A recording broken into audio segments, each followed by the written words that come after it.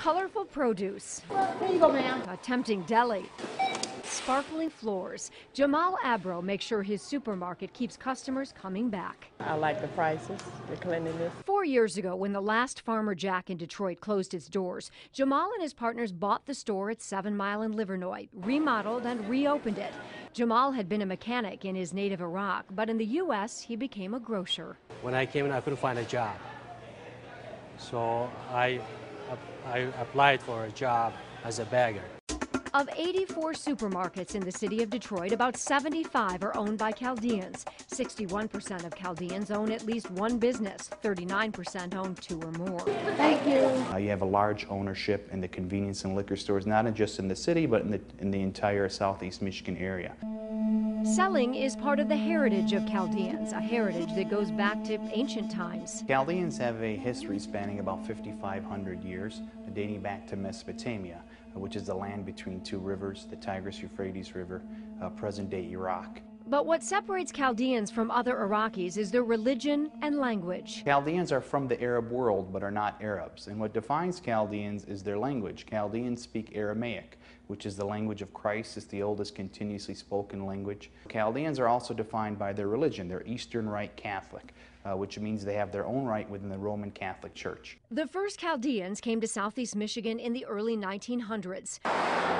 One of the first Chaldean churches was built near 7 Mile in Woodward in the early 70s to serve a growing population as Saddam Hussein's Ba'ath Party came into power. There were 3 main reasons they chose Detroit. First, proximity to Canada, because there was already a Chaldean community in Windsor. The second was there was a Lebanese Maronite Catholic community here that we could relate to. Most important was the availability of jobs in the growing auto industry. But many Chaldean immigrants didn't know English, so they turned to the business they knew. Historically, Chaldeans have always been merchants and understood that industry. So when major supermarket chains moved out of the city, Chaldeans took over. They found that vacuum. They made a decision to fill it because they felt that they could be profitable in this area.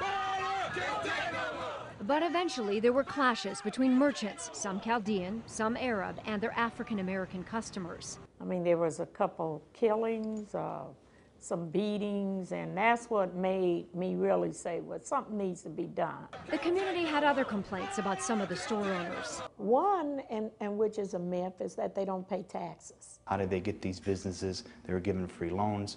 Chaldeans don't pay taxes for the first 7 years that they come here. We've heard all those things, none of which are true. Another one was that they did not hire African Americans.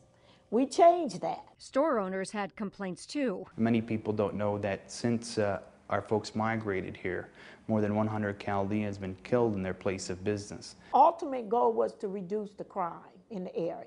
Members of the Ravendale community and Chaldean store owners have begun that dialogue. Over a 9-month period, they met to discuss how each side could help the other. We came up with a set of principles that each side could abide by. My father made a commitment that we would eliminate tobacco products, liquor, cigarettes, beer, wine.